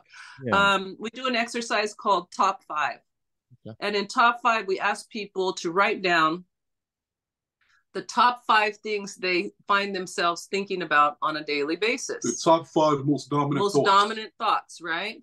Yeah. And at first, they have a difficult time even figuring out what they are, for one thing, because they're not aware of their thoughts. They never stop to think about what they're thinking about. Yeah. Yeah. Right? And then once they start going through it, they'll see that most of those thoughts are negative. I don't like this. I don't want that. I don't have this. This isn't happening. And then we tell them, like, that's your focus. That's what you're creating. So what's the opposite thought of every one of those thoughts? Start thinking those thoughts, and you'll immediately see some changes start to happen. Well, the thing that they come to us because they want to attract. Mm-hmm. When we do their top 5 and we have them write it out, nothing about what they wanted to attract is on that top 5. Or if it's on there, it's the fact that they don't have. It's the awareness of the lack of it. The lack of it. And that's what they are attracting. Yeah. Yeah. You don't attract what you want, you attract what you are. Yeah. And then, like, the law of attraction isn't working. It's not broken. It's like, it's working perfectly. Yeah. These are the things you're focusing on. That's why you're getting the things that you're getting. Yeah. Now, how do you change that? Before we have them change it, our coaching process, we have a 3-step process that we call the EAR process. And this is what we teach the life coaches too. And it's EAR. Okay. And the first one is exposure. Before we move them to what it is that they want, what we do is what we want to expose the things, the limiting beliefs that have been preventing them from having it. So the childhood traumas, all of that. The stories. Yep. The pain, the shame, the guilt. Yep. Once we expose corrupt brain files. Once we bring it to the surface and expose it all, then the next step is acceptance. Is acceptance. We get them to make peace with it. I am where I am, and that's okay. EIP, this happened for a reason. Can you see the benefits? Can you see how you grew from this? Can you see how this made you who you are? Can you see? Then once they make peace with it, then we move them towards that reward, that thing that they want. But if we do that, if we skip 1 and 2 and move them to the reward, once they get the reward, it's going to turn into the same thing that they had before. So when they do that top 5, they'll have all the things that they don't want, the things that they don't like. We have them make peace with it. But find things to appreciate about each one of those things. I hate my job. Okay, does a job pay your bills? Yeah. Are you homeless? No. Are you grateful? Yeah. Do you eat? You buy nice clothes? Yeah. All of a sudden now, the energy towards their job is shifting. So one of gratitude and appreciation. Great. And we do that with all 5. Now, once they do that and they go back into their week, all of a sudden they go to their job and things are better. Well, that person that was bothering them at work got moved to another department. Well, something shifted and changed, and they can see that change. Then from there, we have them go, okay, now that you made peace with that, you clean that old top 5 up, what do you want next? Mm-hmm. What does it look like? The main thing that you want should be your most dominant thought throughout the day. The secondary thing should be 2, 3. Now, usually after 3, 4, and 5, it gets a little weak energetically with most people's focus. Yeah. So it's going to be those top 3 things that you focus on. So if it's love is the first one, then what you need to do is to act, think, and talk like you already have love, like you already have it. Love yourself. When you see it out there with couples in love, celebrate them. Don't and get excited for them. Don't hate on them. Yeah. And the more you do that, the more you become a vibrational match to it. The more it sets your thermostat there. Now your reticular activation system is going to filter it in for you, so you can see more and more of it, and eventually you'll attract it. And so that's the top 5 exercise. It works great. I love that. That's I wrote that down because right there, I love that formula too. I want to give something like that a try. I think you guys would just absolutely dominate in a corporate setting. Have you guys ever done any corporate training? Yeah, we have. We've done some corporate training together. And then I have a consulting company, and I actually work with dentists because I have a background in dentistry. About the dentistry. Yeah, so I do team building and that'd be something perfect. Yeah, I do a lot of team building, goal setting. I teach dentists how to attract their goals, and I teach them all how to align their energy on the same goal. And then just dismantling all the victim energy. Like, you would be amazed at how much victim energy shows up in a workplace. People are triggering each other's victim energy. The boss and the employees, the employees with each other. Unconsciously. Yeah, it is just, I mean, it can has you believe been what they're doing to me, you know? Yes, I can. They keep me very busy. They keep me, and just how people interpret other people's language. Like, I had a doctor, like, we're in North Carolina, so the doctors from California are still calling me, and I just had a doctor say, all my girls are fighting, I need your help. So I was like, yeah, I'll get them. So I'm coaching all 3. And he called me because he cares about them. He wants to keep them. He wants them to be happy. And the first girl's like, he doesn't give a shit about me, and I'm like, why do you think he is paying me the big money to be on this call with you right now if he doesn't care about you? Yeah. Do you see? Like, people just go into their story, and every interaction is, he's coming for me, he's against me, he doesn't care about me.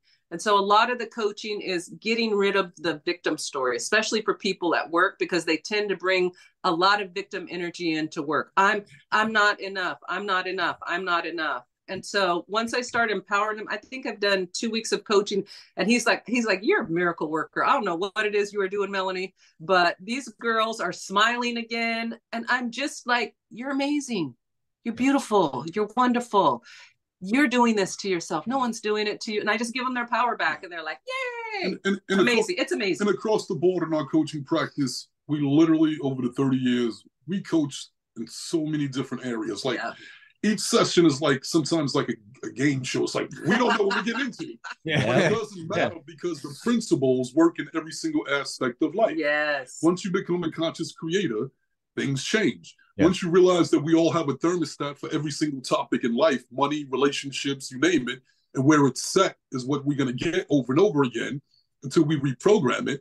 Once you understand those principles, you can use it in every single area of life. Yeah. And so that's definitely been one of our main the main benefits of coaching with us. We like all coaching, but I think we tend to go more towards relationships. First of all, because that's what people called us to do, because we're a couple and they can feel our love, so they want to know about that. But we also realize that couples are the foundation of society, because they're who are raising our children, right? Like, our children are the future. So if we can get the couple early, then we can guide them, and then they'll parent different. And then our future will be different. So we really focus a lot on couples for that reason. So once we teach them like how they got programmed, it affects how they parent and how they program their children. And when we started, we really that was really important to us. Do you guys have children? Yes. Oh yeah, we have we have adults. Nice. Yeah, we have adult children. Yeah, we have three. Nice. Melanie has 2 from a previous marriage. Then we have 1 together. Yes. And they're all grown, and we teach. They all practice the same philosophy. Exactly. I was going to say must be they all stick around the dinner table. You know what I mean? Well, they're the first ones to be like, "Mom, Dad, you're out of alignment." Yeah. I love to hear that though. That is awesome. This is you guys passing the friggin' torch. Hey, our daughter, when she was literally 4 years old. She used to check us when we were out of alignment. Like, Yeah. come on, kid, you out of alignment. Like, Yeah. Right. All right. Thank you. Yeah, Damn it, she's right. kids are amazing. I remember my she son. knows- I was having a talk with my son they one all time. know how to meditate. They all know how to meditate. They all know how to use the law of assumption. Yeah. They all know how to create their reality. So they're our oldest is going to be 40 in August, and she just recently got married. Has an amazing Congrats to her. love and marriage. They've been together for 10 years. They just got married. She's super happy, creative, loves her work, loves her life. And their relationship is literally a mirror of ours. Yeah. I mean, just like when we're hanging out with them, just like us. We modeled what that looked like for them growing up. Yeah. And they went out and got partners that are literally. Well, why would that be any different from the woman trying to get that loser boyfriend because she grew up in a family, you know? So, of course, just mirrored. Of course they expect to have this kind of love. Yeah. There is no. They deserve this kind of love. You know, they know they deserve it. Yeah. This is the standard. And then our son is Evan, I think, is 33. And he's doing great. He's going through this health journey. Like, he has just lost like 120 pounds. Good for him. He's modeling, acting, like, you know, things people say, like, you can't do that, it's too hard. He's attracting it like crazy and loving it and living his life on his terms. Very happy. And he calls us pretty much every other day to share his manifestations and his wins. And Mom, look what I'm doing. Mom. That's guess fun. what I attracted? Mom, guess what happened? Or you when asked he gets for a on percentage because you right? like, I want a percentage, kid. The other thing that I just love is when he gets out of alignment, he doesn't beat himself up. He'll call and say, I just need to hear your voice. I just want to talk through it. He'll call for coaching. No problem. I love that. I love that my kids feel safe enough to come to me when they're out of alignment. Like, they don't have this expectation that I expect, or we expect them to always be happy. When they're down and they're low, they will come and we will help them. And I absolutely love that. And then our youngest is 24, and she literally manifested her current boyfriend when she was 18. I got to tell you guys this story. It's so great. Nice. So it was prom time. Okay. And she didn't have a prom date. It was her senior year in high school. She didn't have a prom date. And she's kind of laying around complaining about not having a prom date. And I'm like, girl, manifest a prom date already. Like, let's stop talking about this. She's like, oh yeah, huh? Okay, I'm going to manifest a prom date. I was like, okay. So for a couple days, she's like, I will have a prom date. He's going to be handsome and wonderful. You know what? He's going to be my boyfriend too. I'm going to fall in love with him. Did dad step in and say, hold on a second, I got to vet this guy first? Exactly. So she gets on board with the prom date. And then maybe like a week later, a friend of ours was having a birthday party, and it was in walking distance. So I said, hey, we're going to walk over to this birthday party. Do you want to go? And she's like, nah, I don't want to go. And I'm like, okay, we're leaving. Then she jumps up and she goes, my prom date's going to be there. I'm going. Yes. I was like, okay. So she gets up, gets ready, goes with us. It's a bunch of our friends. She looks bored. The couple have a friend, son that's older than her. He tells her, do you want to go to the pool room and play pool? She's like, yeah. She goes to the pool room. She meets her prom date. Yes. Nice. He has literally been her boyfriend ever since. Oh my God. And I love it. they just got engaged, and they'll be getting married next year. So she literally, she felt it like she felt it in her body, because she grew up on these concepts. She knows how to attract what she wants. So, you know what? I don't know how much time we guys got, but can I share a funny story? We got all day. Yeah. This is great. And I want to share this because it just goes so well with what we're talking about, about when things are meant to be. So this is how we met. So when I was, after my divorce, I did my work. And one of the things that I included was, when it came to relationships, I'm going to be perfectly honest, my goal was to be the baddest motherfucker to ever walk the planet. That's why I wrote that book. Yeah. And it was to be able to get any woman I want, make any woman fall in love. Yeah. Yep. And I tapped into that frequency, and I was able to do that. Yeah. Tons of women, but I'm very honest with them. You know, I'm not looking for relationships. I'm just trying to date. And if you get hooked, let me know so we can back off. I'm not trying to break it off. honesty is the best policy. Yes. Yep. So one day I'm at home, and because I was working 3 jobs, and I had a night off, and I used to bounce at nightclubs, run security for a couple of nightclubs. Yep. And I had a night off, and I'm like, you know what? Tonight I'm done with women. I don't want to deal with any women.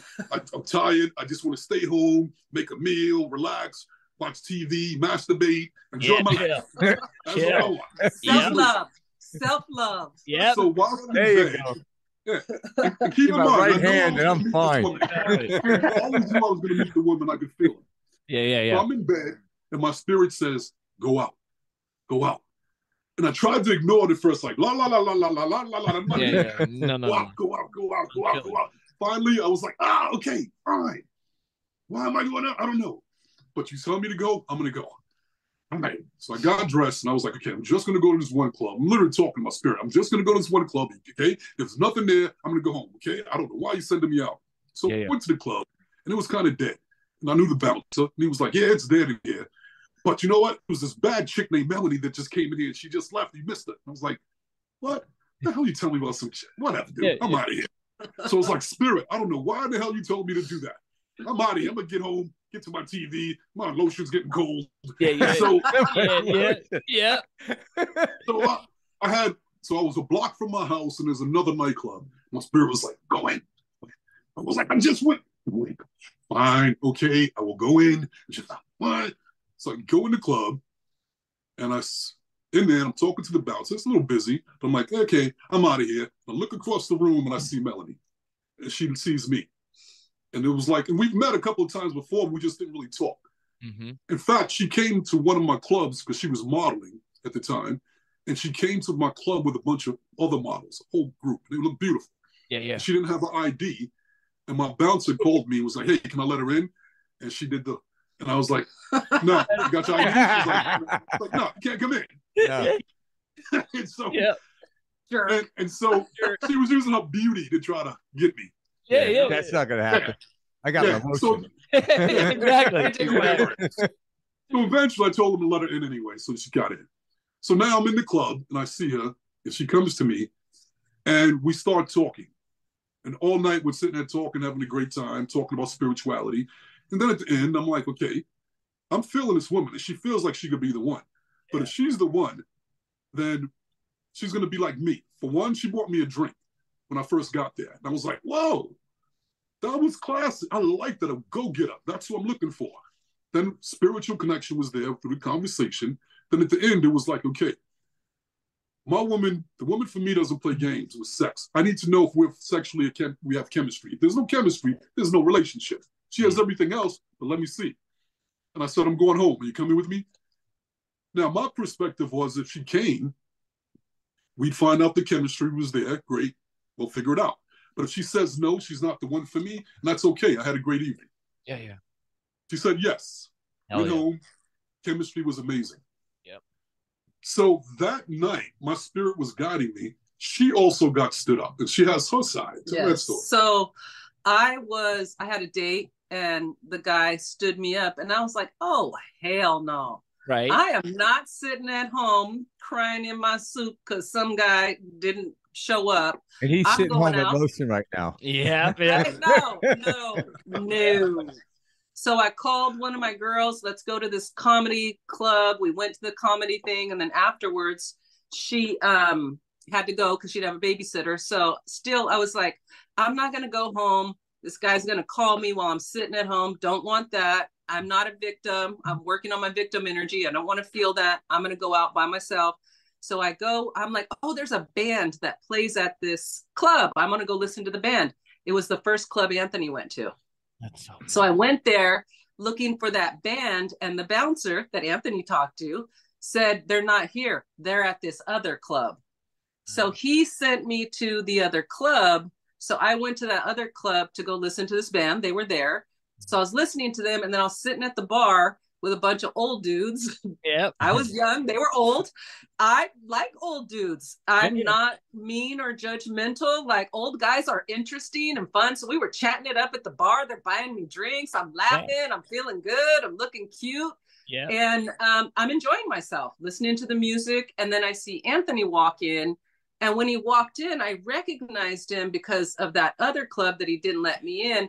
So the one time he doesn't let me in, the second time I have my younger sister with me, and him and her have an exchange. And so I'm like, what's up with this guy? Like, is he not into tall girls? Because I'm really tall, or you know what I mean? I was like, I wanted to know what the deal was, right? Like, I wanted to know his deal. She's 6'1", I'm 6'5". Yeah. So, and I'm like, tall guy, I'm tall girl. Like, what's up, right? Yeah.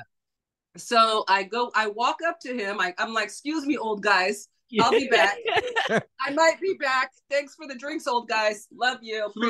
Appreciate you. She looked like the Heisman Trophy walking through the crowd, running through the crowd. She's like, oh my God. That's great. I got something to say to this guy. Right. So I walk right up to him, and he's standing there. And you guys, if you see Anthony's tall, he's big, he's got this beautiful body. And I just walk right up to him, and he's just cool looking around like he doesn't see me. I adore you. I more than love you. I adore you. So I walk up to him, and I said, hi. And he's like, what's up? And I was like, so did you ever call my sister? And then he goes, who's your sister? And I said, her name's Danielle. Yeah. And then he's like, short? And I was like, mm-hmm. And then he was like, not my type. And I was like, oh, well, what's your type then? And he goes, you're my type. And I was like, nice, Anthony, nice. Hey, that was a softball. Come on. Yeah.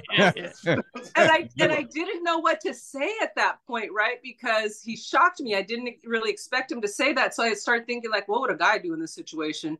Buy a drink. I was like, oh, can I buy you a drink? And he looked at me and he goes, yeah, you can. So we went and sat down.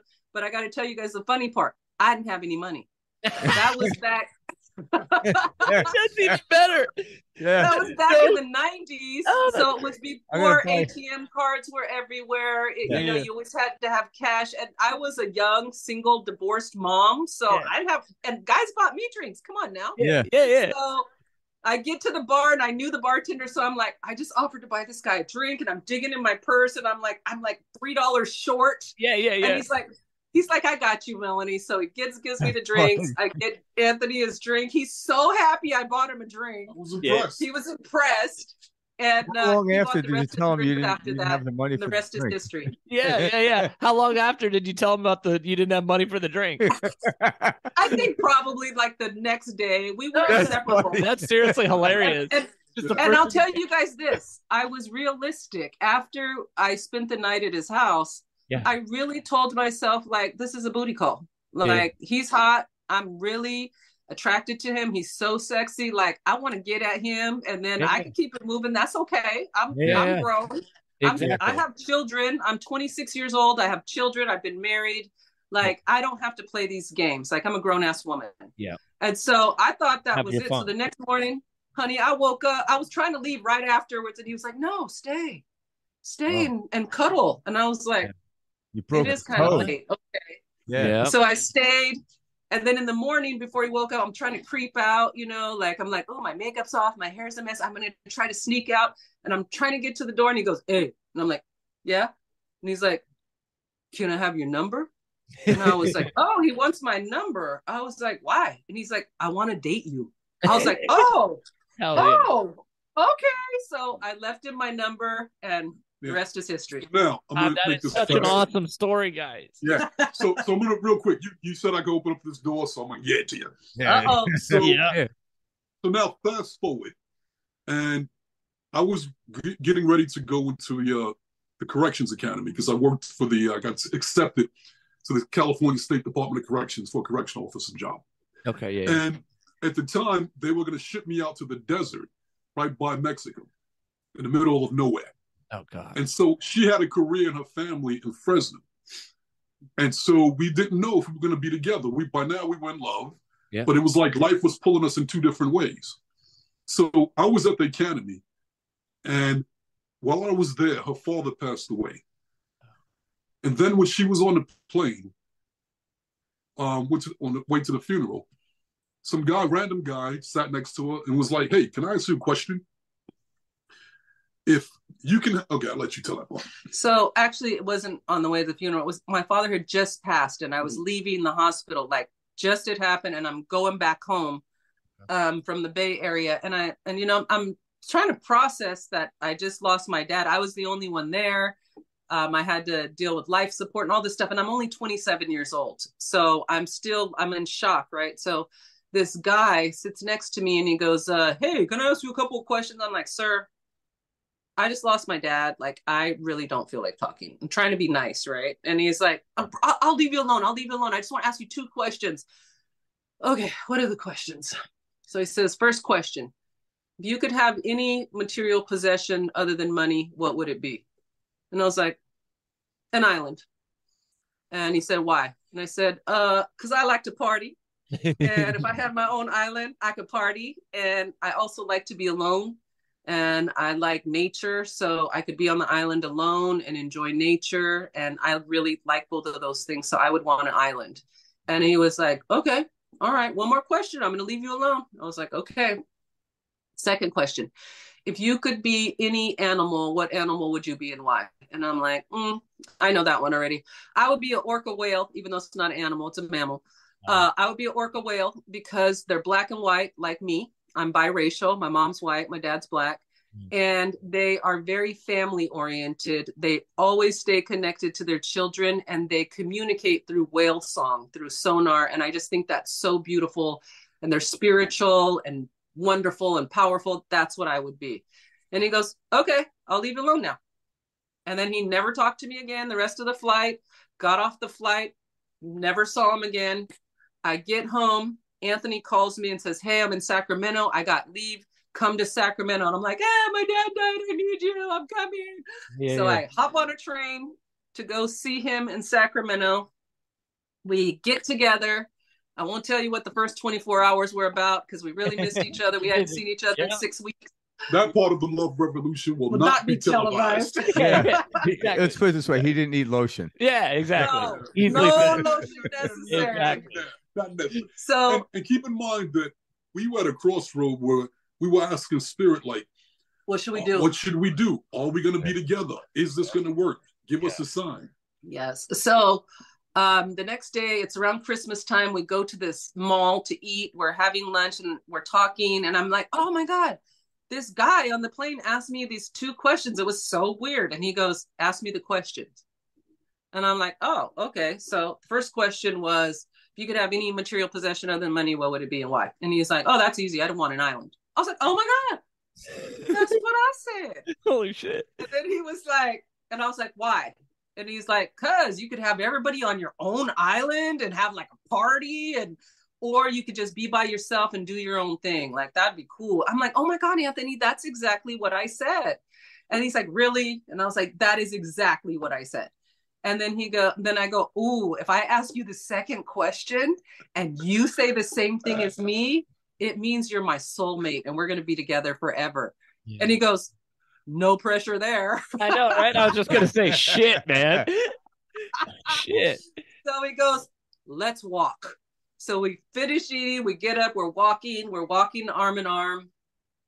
And he goes, okay, ask me the question. So I said, second question, what animal would you be and why? And he's walking and he's being thoughtful and it's Christmas music and it's cold. And he stops and he looks at me and he goes, an orca whale. Shut up. Wow. All right. And I went, yeah, I was going to say, you screamed like, oh my God. Jumping up and down, kissing his face. People were clapping. Yeah, got proposed. Yeah. And then he was like, no, that's not what you, and I was like, that's what I said. Then I asked him why. Similar answer, not so much the kid thing, but more of like power, freedom, spirituality, freedom. Yeah. Very similar. Yeah. And we really took that as, that was a sign from my dad. Like that was my dad's spirit letting me know, like, this is your person. This is your love. You're on the right track. You both need to know you're on the right track because you're not 100% sure. And that just solidified it for us. We just knew in that moment, like we were destined to be together. When you look at it all together, it's like, I look at it and go, damn, that little kid in Brooklyn that had that vision, once he put all that energy into it, under the covers, fantasizing, listening to Elton John songs and thinking about this romance, I created that energetically. It was there. What we have now, and then the rest of life, it was like, it was leading me to it. The divorce, the children, the whole, it was EIP. It was always perfect. Nothing was wrong. Nothing was broken. Everything unfolded that way for my higher good. Period. Yeah. And so I just wanted to share that with you because it just that is such a beautiful story, guys. You're sharing that story because there's a lot of people don't get. They think they want to move to the front of the line in life. I'm like, no, you don't. You want the story. Anyone that's ever gained any award, an actor, an actress, a musician, they don't talk about the movie. They talk about how they got there. And hell, it's like, holy shit. They stumbled, they fell, they fall down, they lost it, they got it back, and they lost it again. People are like, this is our life. We are the masterpiece. We're all artists, is our life. And the story we want to tell is one of up and down. We have to handle it. And you guys are teaching by to handle it, how to deal with it. It's not about, we're not here to say, oh, it's nothing bad's going to happen if you learn law of attraction. Like, no, we're going to learn how to deal with it. Yes, exactly. And you need it. Think about what I just said. I lost my father and gained like my love in the same moment, right? Like there was loss and there was gain. That was at the exact same time, you know? Energy transformation, Energy and it goes back to what I was saying. To go there, you got to grow there. And as soon as energetically, as that little boy was sitting in that room, visualizing energetically, projecting that life, it existed. It became real at that moment energetically. And everything physical, it was created by the energetic blueprint first. It's not real until the energetic blueprint is created. Then the physical manifestation you'll be pulled towards that. But when I created that at that young age, then it's like life said, okay, now we got to get your little ass from where you are to where you want to be. So everything that unfolded from there played into that, me growing there. Even though it was pain, there was gain. It was cursed, but they were blessed. And I always kept, the faith of going back to within to be able to hear spirit when it tells me to go, and to be able to have faith and listen and just go. We always say we're in partnership with the universe. We are focus and mechanisms. The universe manifests things.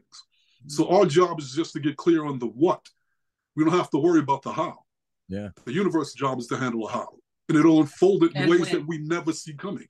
So we have to know what we want and eagerly anticipate that we're going to get it at the perfect time in the perfect way. And in between then, be in alignment as much as possible. So when spirit says go, we go. Even if we don't understand, we jump. And we'll be led to where we need to go. Yeah, like even when we met, I could have stayed home and been like, oh, I got stood up. Nobody loves me. I suck. I'm not wanted. I was like, oh, hell no. I know that I'm amazing. So I'm about to go out here and spread some love to some old guys, have some drinks, listen to music, have some fun, feel good. Exactly. You were sending out that vibe. Yes. You were taking action on what you felt. And that's what, like Anthony said, like, he's like, I want to stay home. But it's like, gotta take the action. There you go. Now you guys are swimming in the ocean together. Yes, now we're the orca whales. That's right. Hey, that lotion ain't going nowhere. Yeah. Oh yeah. Anthony, I gotta ask you this though. We could do a lotion ad with this podcast. No, right? I gotta ask Anthony this, because Anthony, it's not common that men, or at least in my experience, that men are very aware of this presence as far as like that inner higher self, and for you to actually like leave your house after relaxing, not many guys would do that. What how did you learn to trust your higher self? Or like, what was a thing where you were kind of like, no, there's something here? Sounds like you had it. Yeah, it does. Sound like you've had it since a kid. You left Brooklyn. And it was. We both had it since childhood. And it was since childhood. And I just feel like I'm developing that voice. I didn't have that. I learned the hard way. Okay. I learned that when I don't listen, and when I listen to other people, and my voice is telling me to do something and I don't listen, I pay the price. It goes fucked. Yeah. And after going fucked enough times, I learned that no, I don't care what anybody says. Screw that. I'm going to listen to my internal guidance system. And when I listen to my internal guidance system, it works out.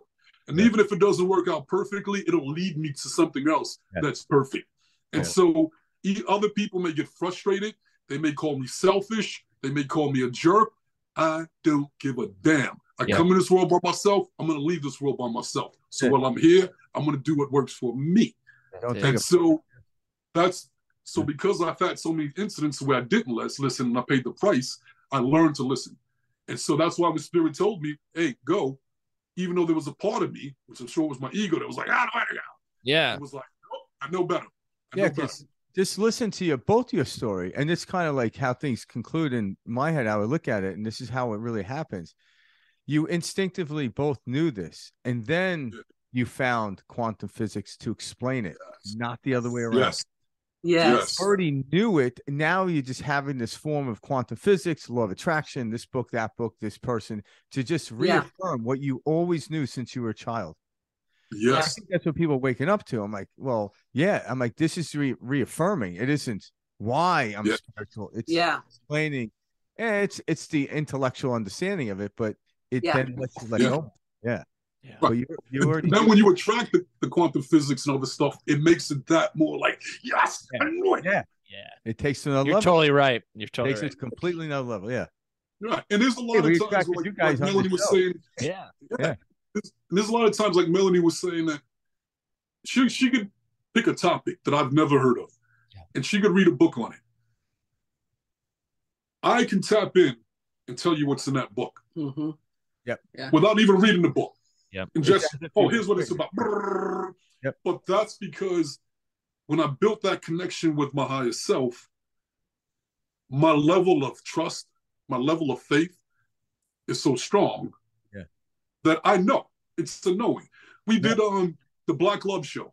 Yeah. And after that episode aired, intuitively my spirit was like, that show Desus and Mero on Showtime, they're going to feed, you guys are going to be on that show. Something at random. And I told her, I was like, we're going to be on Desus and Mero. I said, I hope not. And she said, yeah. And guess a week later, somebody calls us, oh my God, you guys are Desus and Mero. They featured you in the opening session, such segment. And all the time, because that relationship is so strong that it's not, it's a knowing. Yeah. And I'll be sitting around and all of a sudden I call it C-mail. Mm-hmm. If I have a topic that I'm asking my higher self, give me the answers to, I'll be sitting around doing something and I'll get this energy like, oh, wait a minute. And it's almost like my spirit's going, you've got C-mail. Seriously. And C-mail is channeled mail.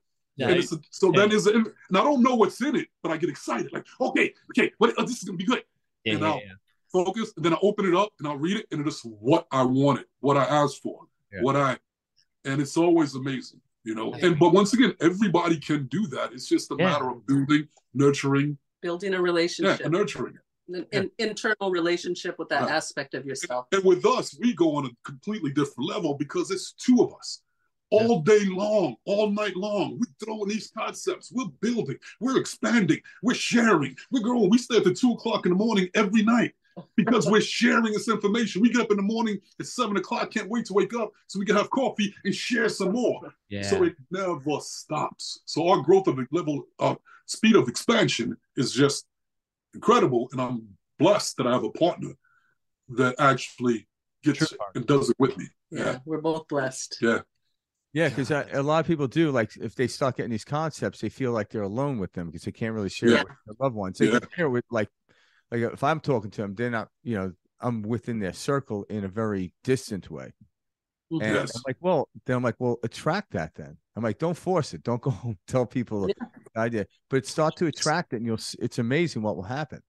It is. Yes, absolutely. Understand the law, attract it. Like, don't think, oh, no one gets it. So I'm like, that's a belief. That's false. Mm-hmm. You got it. We don't know how they will, and that's yes. the thing of it. Yeah, but you guys, if you ask for that, if you ask for it, you'll get it. When we first started learning this stuff, I'm the networker, right? I'm out in the world. I love people. I can feel people. So I mean, within days, I had a whole group of people that were into law of attraction. We started having secret parties where we would invite people to watch The Secret, and we would just have discussions, and then just kept getting bigger and bigger and bigger, like a machine. So we have a whole community of friends that are law of attraction teachers, and that we can get with and discuss ideas and concepts, because they just felt us, and we just started like attracting each other like magnets. And it still happens all the time. All the time. So it happened today. Exactly. It happened today. It's on my side, Ben. We will keep you guys we could talk for 24 hours, 100 hours. So. Yeah, I was going to say us too, but what's next for the Clarks? Tell us that before we wrap things up. What's next for you guys? I mean, obviously we got Ghana, that's in the mix, but what are you working on? I mean, when I spoke with you this week, I know you were writing, you were doing stuff. Tell us a little bit about what's going on. We are working more on automating a lot of our coaching. We've created a couples course. Okay. So we're working on getting our couples course launched. It's just it's basic concepts, and then we'll do like a monthly Zoom session with the couples to answer questions and deal with the individual issues. So we have that going on. I was writing our sales funnel. We have a program on our website called Love Report Cards. And it's 10 dimensions of love that you need to be satisfied in to feel connection with someone. Basically, it's a relationship assessment tool. Yeah, like a relationship assessment tool. And a way to increase levels of satisfaction in your relationships. Yeah, so I was writing a sales funnel, like helping people, know which dimension they need help with, giving them tips, if they need coaching, that type of thing. We have our book out, which is an Amazon #1 international bestseller. Congrats. It's Crack the Code, Secrets to Achieving Your Happily Ever After.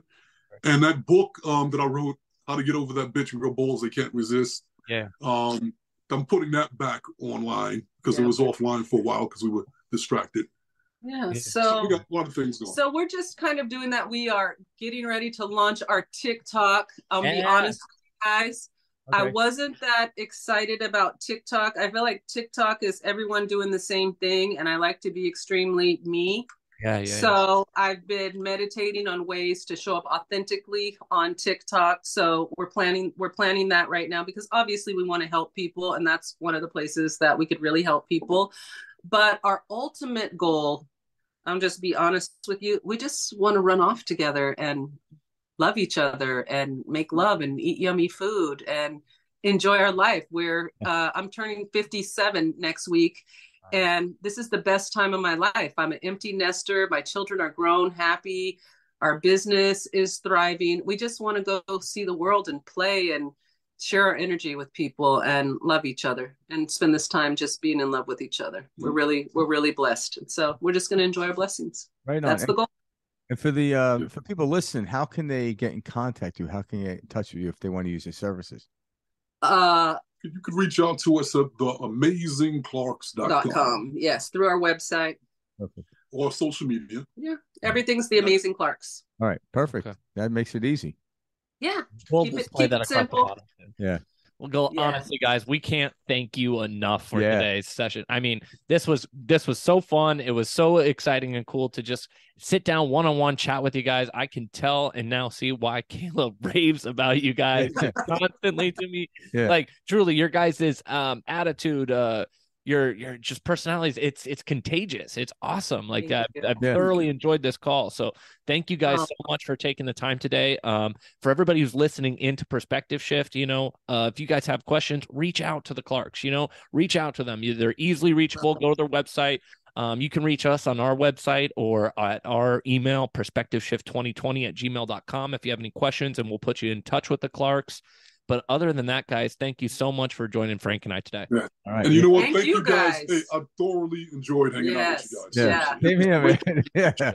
Yeah, I could talk for another 10 hours with you guys. Yeah, we will. We'll have you back on. We'll definitely have it back on. Yeah, let's do it again. Let's do it again. All right. Hey, and I want to say to you, Mike, thank you for loving our girl. You know, Kayla and Shanna, they're like my girls to me. So anybody that loves them, I really appreciate it. You pouring love into the people that I love. So thank you for that. We are grateful. Thank you. 100%. One community here. Guys. Yeah. Seriously. Thank you. Love you guys.